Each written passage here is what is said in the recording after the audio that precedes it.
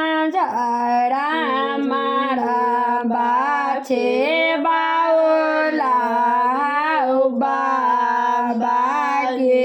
लागी गेल किरनिया के जोता हे झांझरा मारा बाछे बाओला बाबा के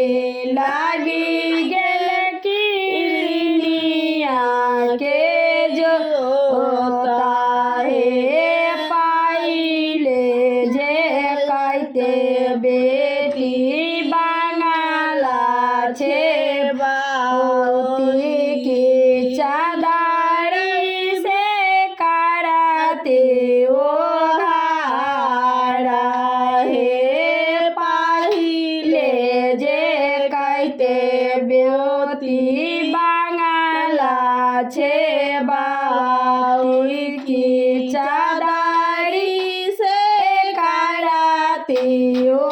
घारा हे झांझरा मारा बाछे बाए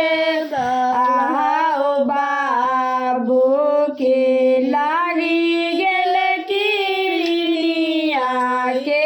जोता हे झांझरा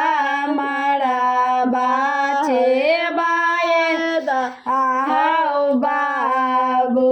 के लागी गेल किरनिया के जोता